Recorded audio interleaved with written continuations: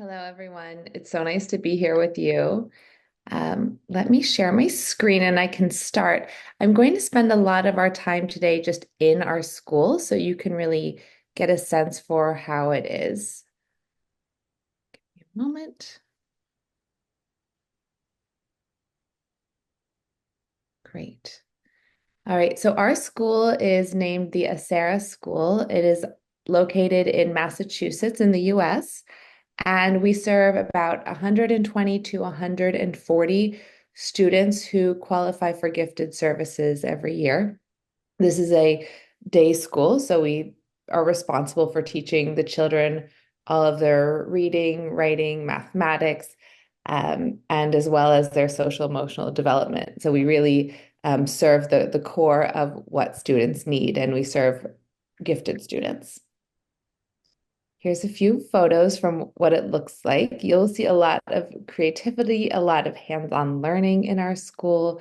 As you also are familiar with the gifted profile, we serve a lot of children who we call twice exceptional, being gifted and as well having some other exceptionality like being on the autism spectrum, ADHD, anxiety, dyslexia, perfectionism.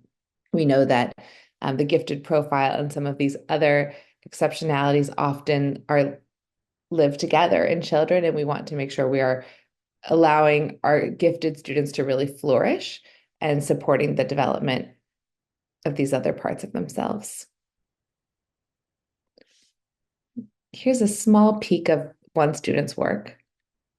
Works really well. This is the one that works really, really well.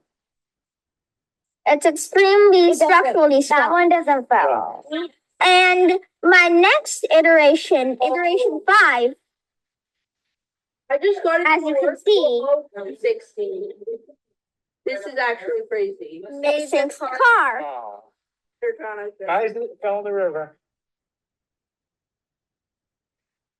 So that's just a simple bridge designing software from 2016 that the kids were using to iterate on. Works really well. This is the one that works really, really well.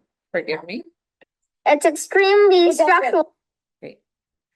So as we think about gifted learning, we're always thinking about how do we create what we call a learning environment with walls and a low floor and a really high ceiling to really allow children to explore as much as possible.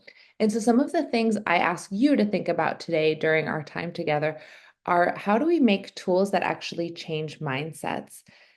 We know so much of teacher education and in our own time in classrooms did not actually prepare us to serve gifted students. So how do we make tools and systems that help change not only our mindsets, but the mindsets of our parents and colleagues to really help meet gifted learners where they are? How can we expand what learning in school can look like, right? It's not about children sitting quietly. It's about children inventing, exploring, and sometimes that may be messy and loud, and that is fine. How are innovations shaped? By seeing something different.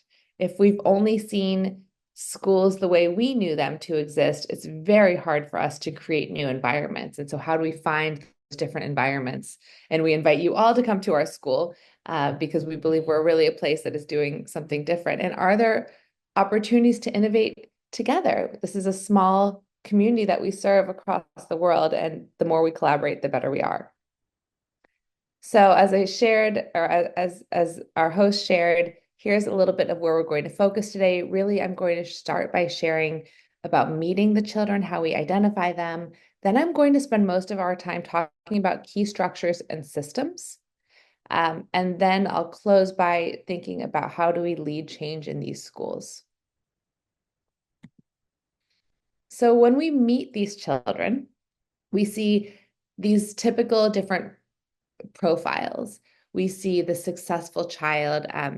These are children who really do what they're told, but in regular schools, they're often not challenged, and they often become bored and just kind of go quiet.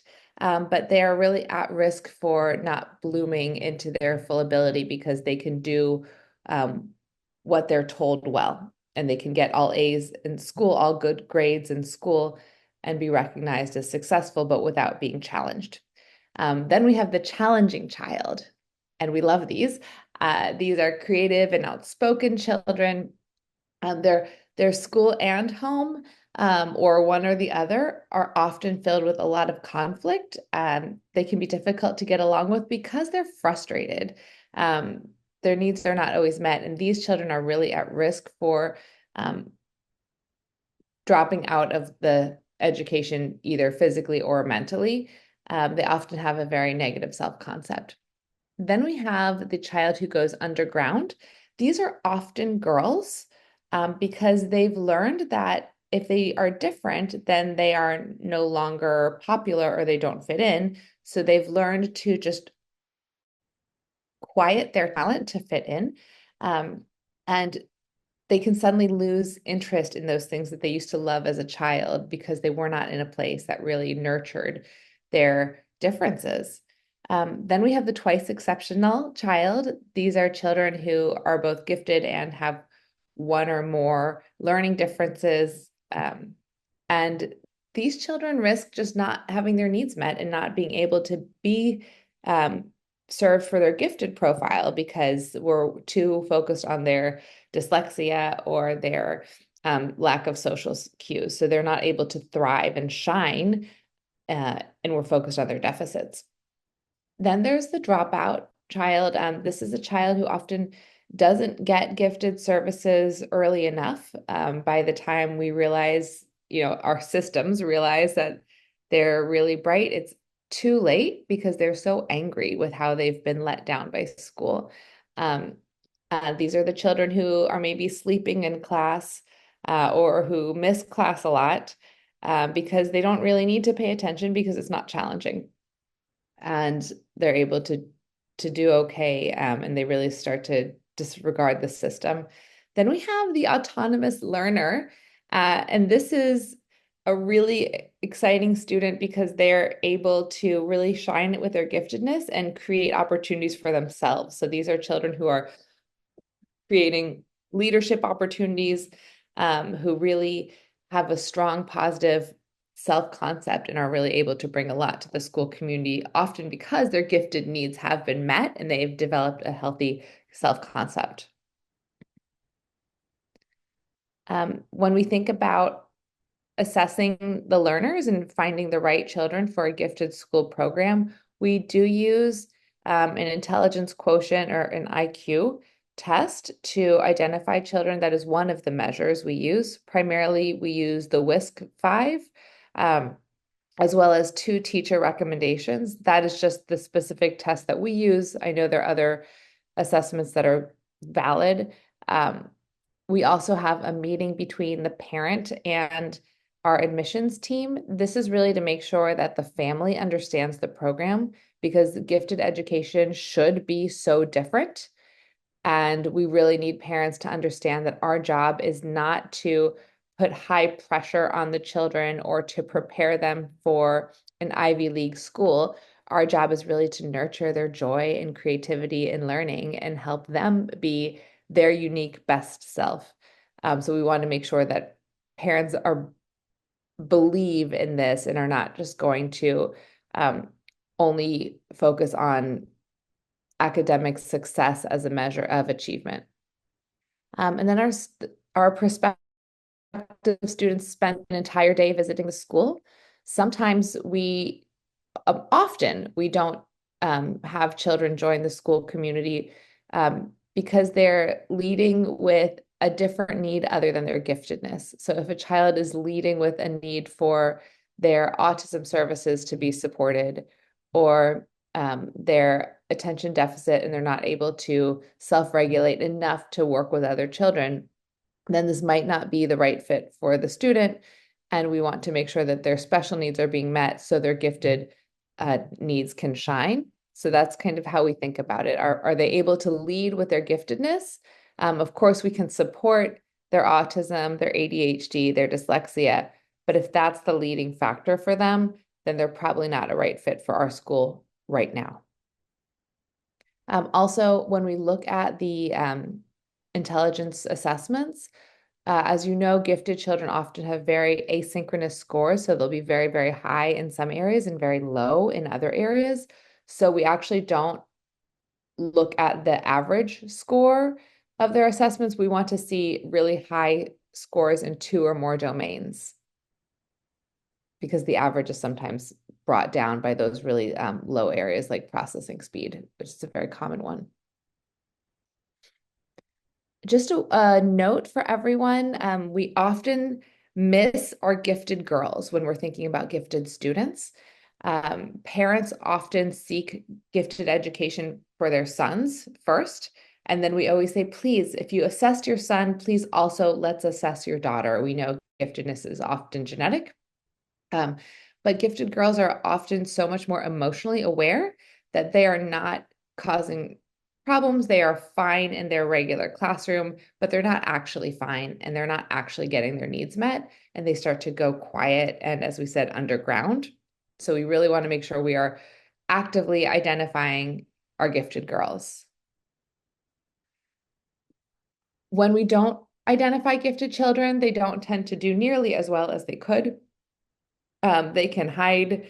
40% of them become underperformers in our prisons, at least in the US. People with special needs are the number one constituent, and the second highest represented group of people in the prison system are gifted people who would qualify for gifted services. So it's really important that we capture this amazing population. And when we don't, we just lose their potential that they have to share with society. And the more gifted they are, unfortunately, the more prone to not feeling like they fit in, the more prone to bullying or anxiety or depression. So we really, really need to have these children in environments that fully support them and where they can be with other gifted children. Okay, let's talk a little bit about key instructional strategies and systems, right? And it's important because we know that if a cheetah is raised in a zoo, they are never able to run to their full miles per hour, 60 miles per hour. I'm sorry, this is not in kilometers, but they're never able to run as fast as they are when they're actually led to be able to develop these skills. So our children are cheetahs, and we don't want to raise them in an enclosed zoo. We want to let them run as fast as they possibly can. So at the Acera school, we really think about learning based on ability, doing a lot of project-based learning, on integrating learning, on early and deep exposure to those science, technology, engineering, and mathematics. I will call it STEM topics. Really lots of work building social and emotional learning. That is so critical for the work, building complex and creative problem-solving skills. We really want to honor and catalyze student initiative. So as many places where a student can lead something, start something, have an idea, and have that idea supported. And also, we thinking about being a culture of yes instead of a culture of no for students. And we want to, number one, safeguard their curiosity and their spirit. We want to make sure they are curious and joyous and engaged throughout their whole life. And that's our most important job. I'll play a short video of one of our students. This is an 11-year-old girl just talking to actually a teacher visiting from Denmark about what other schools should do. I thought it was helpful. Okay, so Emma, we've been here for what, 4 days now? Yeah. And sort of observing and talking to you guys about Acera and bringing a lot of teachers from Denmark to Acera. Yeah. So maybe you could tell me a little about what's it like to be a student at Acera? So to be a student at Acera, it's a lot of fun because there's so much choice. It is a way to like have fun, and like the projects you can like customize to express yourself, and you have just a lot of freedom in what you do. And so like even projects that are like you're supposed to do this, you can modify it to fit you or like slightly change it. So I love it here. Especially since we're not a lecture-based school, so it's hands-on, which is great for me. So yeah, it's great to be a student at Acera, and there are so many really amazing people here, and we have lots of guest speakers and all that kind of stuff, and Yeah, it's really fun. So if you should say, what would be, should give me the two best things about Acera, what would that be? So the two best things for me, since I just started middle school this year, is IMP, which is Inventor Passion Project, I think. I'm not sure. But basically you get to create whatever you want. And so this year I'm really excited because you can do collaborative projects, and I'm doing one with my best friend. And we're doing a cookbook of recipes from the school with Mr. Kevin. And so I'm really excited about that. And that is one of my favorite things that's going to happen this year. And I'd also say either elective or creativity, because electives are like a fun project, but you still learn stuff. So my two electives this year are sociology and psychology, and an elective called You Quantify. So in the psychology one, we're like looking at why our brains do certain things. So this week we've been talking about like the elections and judgment based on like political parties. Yeah. And then my You Quantified elective is kind of data. So we are collecting data from different things, and this week we're working on like how to tell what's happening in a person, like even medically, through brainwaves. So like there are ones like gamma waves, alpha waves, beta waves, and a few others. And it's really interesting for me because I love math. Yeah. And psychology is fun because I just think it's interesting to see how like people are. And like, So would you say in the you quantified elective, would you say do you use sort of other subjects in those electives, or is it sort of a certain subject that yeah, elective? I think we do use them. So in U Quantified, we use a lot of math. We use science as well, though. And we also spend a lot of time like reading about things. And then in my psychology one, we use math and like science. So for math, we are working on collecting data about like we did a survey on the first day of class on like how strongly we agree or disagree with a statement. Yeah. And then we would have a debate, and then we would write down our answers. And then on Monday, we looked at how that changed. And the data usually like it's put into a chart, and we could see how much the percentage of changes depending on the subject. And we're planning to then take the averages to see the average change for like each question. Yeah. So would you say that normally if you ask someone, a Danish teacher, let's say a Danish teacher, they would say, well, all the children, they have to learn math. They have to learn language. They have to learn science and technology and all those things. And we will do that by having a language class, a math class, a science class.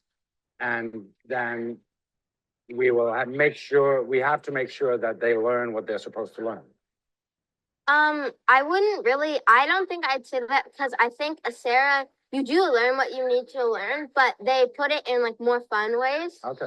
So last year we did a temple building project because our theme was the ancient world, and it involved history, and we had to do scaled drawings, which involved math and how to scale, and we learned how to use like architecture rulers, what structures are more safe to build with, and like we learned like hands-on kind of things because we mixed concrete, laid bricks, and that kind of stuff. Yeah. So are the teachers at Acera, are they very sort of explicit about what kind of subject skills you would need in a certain project or under a certain theme, or?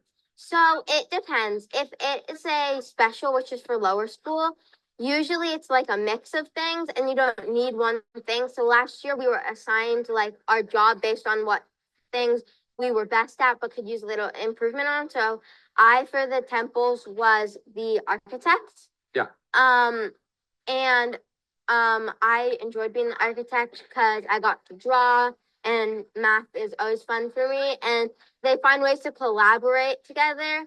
And then for electives, you do need a little bit more of a skill set. So for physics, you need to do algebra 1. Yeah, okay. But other ones like psychology and there's like an engineering one, you don't really need any skills to do because you're learning those skills. Okay. So if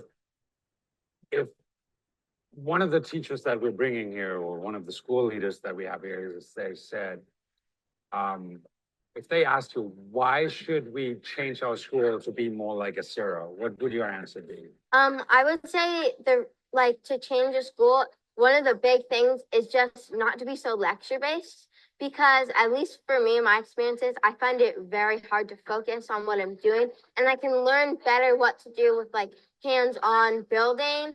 So an example of that would be the you quantified elective. We're doing a little bit of lecture to learn it, and then we're doing a project to really like deepen our understanding of what it is. So like for the brainwaves, we learn about what the brainwaves are, and then we kind of applied that with our medical studies, but like our medical case that we're doing.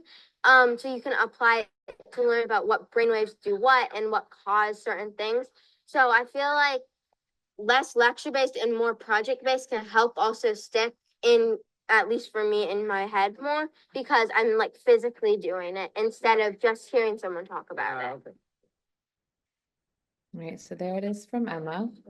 Okay. Right, so we really think about early and deep exposure to STEM.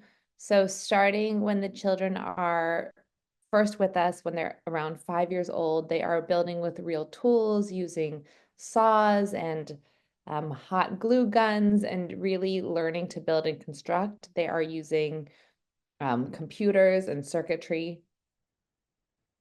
Here are some of our students in our innovation lab. We really work to have a free and open moving space with materials that students can access on their own and learn to use well independently.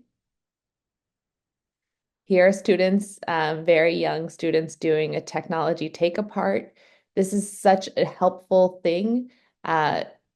First, we teach what we call respectful disassembly, where students learn, just by exploring. We don't teach them. They learn by exploring about technology, by taking apart old pieces of technology that are no longer working, and then they start to try to fix them. So it's a really joyous and easy thing to do in a school to really help young children start to think about how things work. We do a lot of microcomputing using Arduino or Raspberry Pi, where students are really understanding how signals move. But before this, they are thinking about how circuits move and how electricity and signals move from one end to another. And this is highly engaging. And this idea of doing coding and programming in a way that is playful and purposeful. So using online free software like Scratch Junior, to really start to understand how programming works and then to be able to manipulate it in ways that are joyous for them.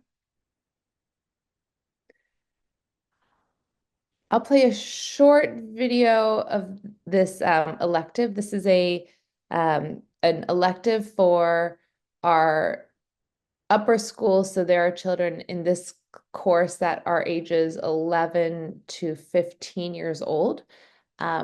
They decided to build this was their idea completely. They wanted to build a classroom companion for one of our younger classrooms, the classroom that serves the like 6, 7, and 8-year-olds.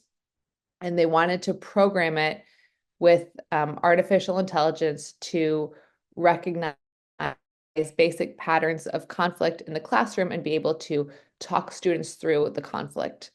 So I will share a little bit about how they worked. This was a really phenomenal project that not only taught incredible programming and STEM skills, as well as a deep focus on engineering, but deep into social emotional learning as well as project management and working in teams.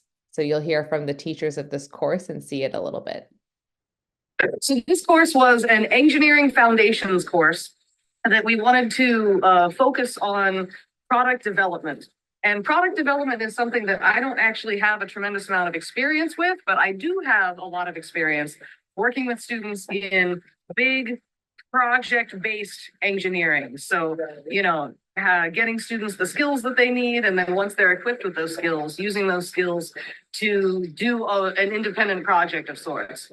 So the goal is to get kids learn systems engineering through hands-on activities. Yeah. So we came up with this project of building a product. So and each part of the product or each stage of the product can consist of multiple subsystems. Yeah. So the kids would try to get those subsystems done and figure out what parts that goes together and how they integrate the whole systems together. Having an entire class work on just one thing, I thought was kind of daunting, and wasn't quite sure what to do with that. But thankfully, with Mohammed's help, coming in from Tufts University, him working on his research, working on how do you get students to collaborate on these large group projects, that was his forte. So I feel like combining our forces, combining our skills, me with project-based engineering and him with the whole group management, kind of came together absolutely perfectly. But we had a number of different groups. At first, they were focused on the different physical parts of the thing we were creating, the Toctopus. So we had a group that was working on CADing and laser cutting the skeleton that was going to hold up the inside. And then we had another group that was working on 3D printing the tentacles and attaching the tentacles to the body. We had a group that was working on the electronics, the electronic guts that are going to be on the inside, the eyes that light up. And then we had a whole other group working on the ChatGPT interface with a Raspberry Pi, trying to, get the thing to be able to talk and respond. And then we had a whole other group working on the chair, the robotic throne that the Toctopus would be able to ride and drive around on. The 70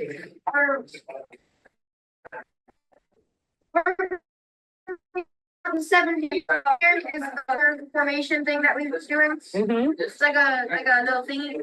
So we attach there's a little hole at the end of the octopus leg, and you put it in the end, and then it would do the thing. Mm-hmm. Yeah. So one of the legs is on the printer right now to see how it looks, and yeah. The kids here have more room to innovate. Mm-hmm. So as we've seen this project, Yeah. I would say most of the ideas weren't originally mine. So it wasn't coming from you analysis. Not at all. Yeah. And It was so cool to see students, on their own, or independently, getting together into groups, deciding, okay, what needs to get worked on? What are the tasks that are going to be involved in these groups? And collaborating together so naturally. And it was just incredibly exciting to see this happen. It's not done yet, but it will eventually just output these chunks. if you are giving the space for the kids to come up with their own challenges and their own ideas. I'm really grateful because now having done this course once, I'm excited to run courses like this again, where we're practicing whole group dynamic skills. We're practicing project management, going from ideation all the way to a completed prototype. And I think it's the beginning of a really great set of things we're going to be doing at Acera. Working with, other peers, working with your friends or people in a shared goal is something great. And I think the kids know the value of putting their efforts alongside with their friends. I think the kids, broke those barriers and, went all the way crazy in a good way. Yeah. But I think they unleashed their inner creative. Right. In prototype number 1, we have a functional prototype.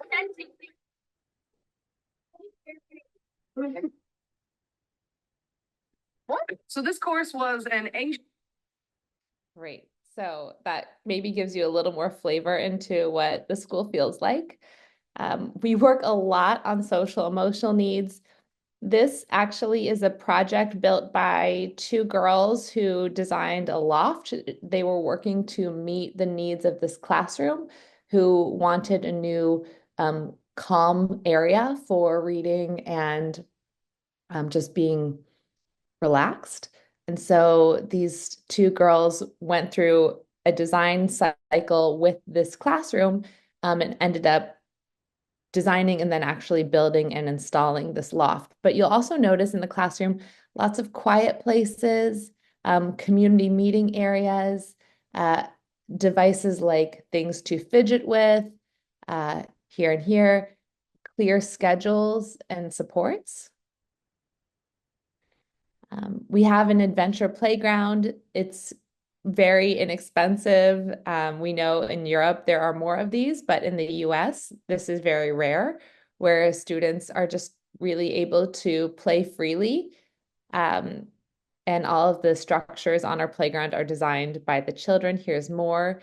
And that we believe play is such an important part of their social emotional development. It is fine for them to be messy, to be wet, to be cold. We just help them remember to put their jackets and boots on sometimes. Our children spend about 90 minutes a day outside. This is really where they're developing these core capacities of ethical decision-making, of leadership, of creativity. The adults are there to support them, but we really want to see children just as explorers at this time. And all of the structures on our playground are either built by the children or designed by the children and built with support. Here are more children just reading quietly outside. Students doing some technology take apart. More play. Students doing real world skills, developing how to cook and feed themselves. Again, we support them in understanding how to build a fire safely, how to cook safely, because we want to develop students who can be independent. We take a survey every year to see how our children are doing, and 93% of them or more typically say that they like or love going to school every day. Again, you'll see these really free, open environments. This also was designed by the children in this classroom.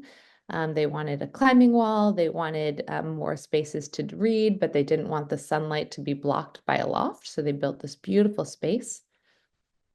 And you'll notice the teacher here just with the students. Our teachers are very casual and very comfortable, and we think that's really important. We think about universal design for learning, making sure that the problem is not the person. If there's a problem, it is the environment. So we can anticipate the needs of children in advance and fix these features. We have a lot of challenging kids. Gifted kids are not easy, nor should they be. And we know that challenging kids are just lacking a skill. They want to do well, but when they're lacking a skill, it is simply because they're just lagging some thinking skills that they need to support. So our job is to support them in accessing those needs. But again, these are just these simple mindsets that help get at how to support kids in a creative and collaborative way. We talk a lot about universal design for learning at our school. We are trying to design learning spaces that are not like this one, where a ramp has been put on to a house because there's somebody with a special need there, but instead like this one where anybody can use the ramp at any time. There are stairs, and this is just part of the design. So it is able to welcome anybody at any time without being some special extra addition that frankly is not beautiful for meeting our learners. So this is just a mental image to think about. We really want to design spaces that are for everyone and not just always modified for one particular need. When we think about universal design for learning, we think about the variability that exists in learners and in our classrooms. We're thinking about goals and really helping children meet goals with support, but knowing we can get different ways to meet that goal. And then thinking about the development of expert learners. And part of developing yourself as a learner is making mistakes and helping children navigate those choices and giving them opportunities to make choices and make mistakes, because that's actually much better for them in the long term. So now we'll talk a little bit about structures. This is our schedule for our lower school. What I want to point out here, so this is for our children who are around like ages 5 to 10, that each morning they spend time with their core classroom teacher. This is a long block. We try to have as many long blocks in the day as possible. And this is where they're doing their thematic study. And so those themes might be something around pirates, but they're learning to read, they're learning research skills, they are creating projects all around this theme while building those skills. You'll also notice math. I'll talk a little bit about math later on, and time in the afternoon with other specialists where they're doing hands-on learning in STEM. This Creativity Wednesday is really special. It's a time where all students across the school, it's one of the many times, but really special to our school, where all students have a choice of where they go, and I'll share more about that. Here's our upper school schedule. Again, same, you'll notice long blocks with the students that are uninterrupted. The core classroom where they're doing their humanities study, and this is their individual maker and passion project time, where children twice a week are working on a project solely of their design. And then these long blocks for their creativity on Wednesdays, as well as lots of elective times where they are choosing their course of learning. Professional development at our school is really built around development of shared understanding. It is collaborative, it is choice-based as well, and it is really meant to be a time where adults learn together to support the needs of these complicated children. Our key strategy is really to develop a growth mindset for our students. And this means taking the pressure off, using competition sparingly, and showing our own vulnerabilities and flexible thinking. Our really mission is to safeguard the spirit of each child and let them pursue their passions to really help develop these next generation of leaders. We also are very committed to being a hub of innovation and being a model for what's possible. Again, these are just more specifics. We really focus on individualized discovery instead of the traditional school model. So you can take a look at this, but really open-ended, complex tasks where students are wanting to learn because they're intrinsically engaged. Here are our core capacities: systems thinking, creativity, leadership, ethical decision-making, perspective taking, collaboration, emotional intelligence, and critical thinking and problem solving. These are things that we feel deeply responsible to developing, and this is how we report on students' growth. When we ask our families how they think their children are doing, they also think that their children are growing in their abilities in these different ways.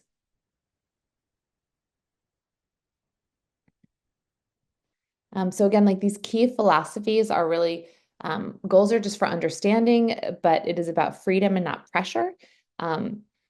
Instead of thinking about discipline, we're thinking about clear expectations, accountability, and also lots of accommodation for individual needs.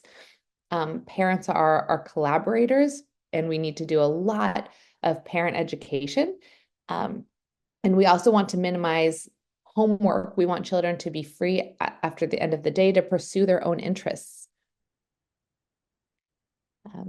We have an ability-based math block. So every day, the children go into mixed age groups for math, and we have around our whole school, we have 19 different math blocks for just 140 students. So really specific math blocks that meet where the child is. Not everyone needs to learn this math because you're 7. It's you need to learn this math because you're ready for it. And we're going to work as hard as we can to make sure that you have math at the level that engages you. I'll skip this video.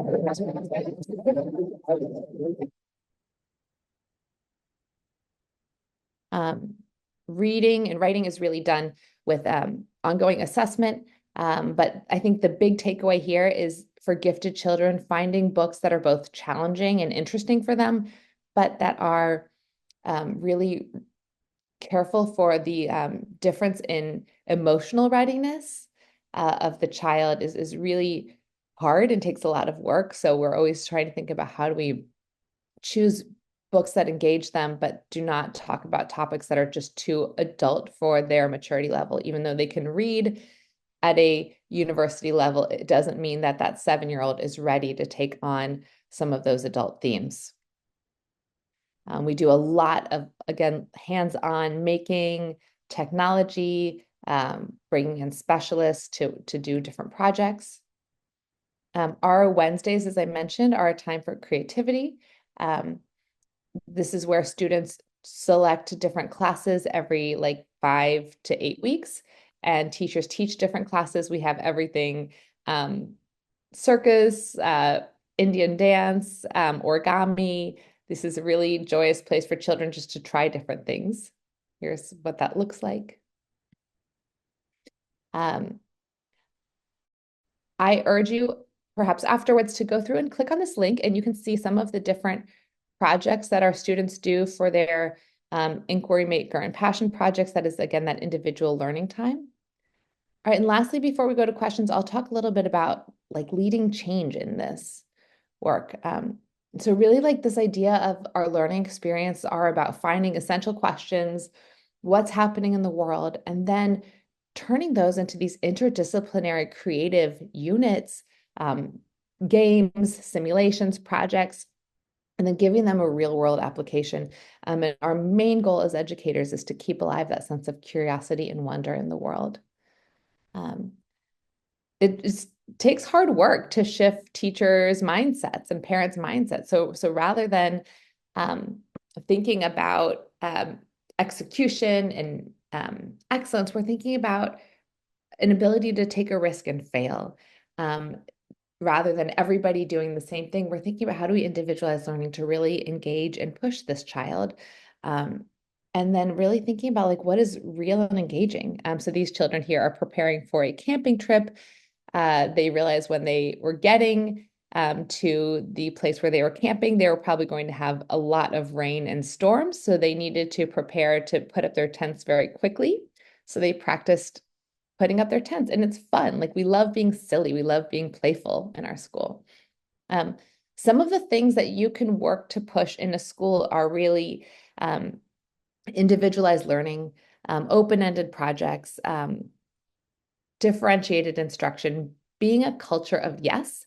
And if anything, stop making the kids wait to learn. I see so much time wasted when children are made to sit in quiet lines, and all they want to do is engage. So let them engage, and then don't worry about them being quiet. That's silly. Don't waste their time. So we support schools around the world to become places where gifted children and any children can thrive, because we know if something works for a gifted child, it actually works for everyone, because these strategies of intrinsic motivation, of curiosity, of individualized learning, of being a culture that is warm and nurturing and fun and playful, really is good for all children. So we've worked with over 7 countries now in the past year, really supporting them to take their education into these more open-ended, playful places. And this year alone, we've served over 8,500 children through that outreach. We believe that sometimes it just takes a system to change a mindset, and we have a set of tools that can really help change mindsets through individual learning plans or technology development, adventure playgrounds, ability-based math classes, integrating more computer science and programming. And we just believe these are tools that can help transform schools. Our work, we really do this through tools, training, and partnership. So we work with teachers and school leaders to help them shift their schools. This is hard work. And we know it takes time. And so we want to be there to support over time. When we work with a school, we really continue to like shift with them and change with them based on their needs. We do a lot of visits, so we invite you to come and visit our school. I think seeing something different is really important. And when you're thinking about helping your school leaders or helping your state leadership to believe that something else is possible, sometimes they need to see it. And so bringing adults together to help see what this school really looks like and how we learn in this space is really critical. Again, we just believe that we can be a microcosm of what is possible. So seeing what's possible in the school can then help change our surrounding public schools. It can change larger districts and then can spread into this national and international impact. I'll open the floor for questions, but I'll leave this screen. Please email me. We love these conversations. We love collaboration. Follow us on social media. I've linked our website here, both for our school and our education outreach work. And we just invite you to come to our school or to invite us to your school.